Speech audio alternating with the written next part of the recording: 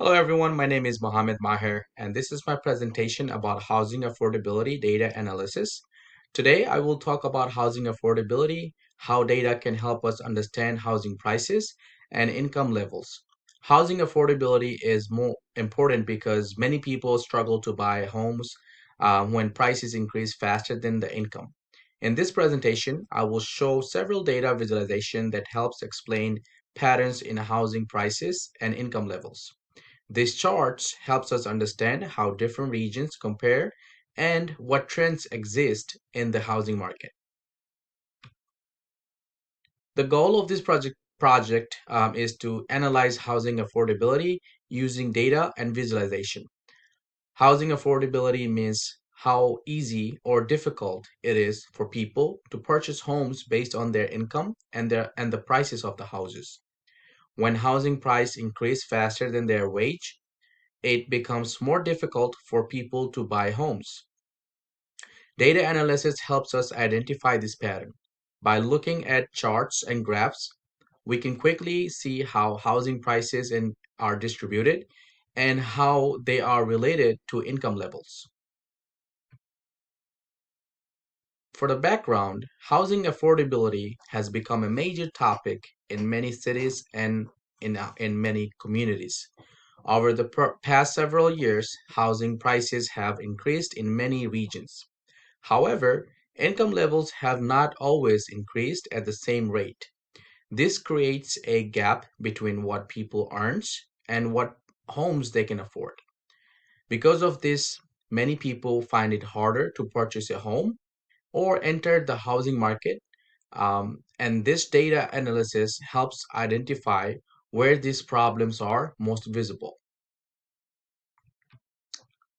Now, for this project, I used a data set that includes information about housing prices and also income levels in different regions. The data set include variables such as median home prices, median household income, and also the regional comparison. These variables allows us to compare locations and understand how housing prices related to income. Using this data set, I created three visualizations to explore housing affordability and how they are related to each other. Now, as you can see in this chart, the first visualization, this one shows the distribution of home prices. This chart how shows how many homes fell into different price ranges.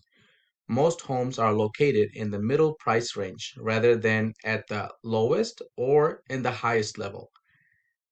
This tells us that while expensive homes do exist, most houses fall into moderate price categories.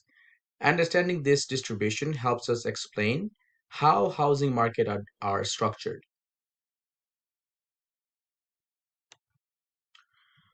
Also, looking at the second chart or this visualization, it compares levels and home price across the region.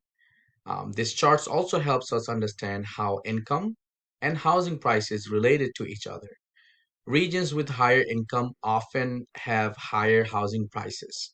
This suggests that income levels can influence housing cost because areas where higher earnings may have greater demand for the housing, thus making the prices of the homes go higher. So there's a lot of debate or a lot of correlation with how much a medium income is versus how much the home price can be in that area. Now, on the third visualization, this chart compares median housing prices between regions.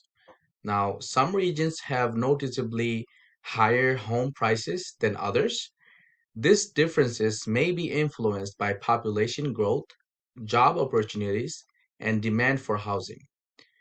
Now, regional comparison help identify which areas may have more expensive housing markets.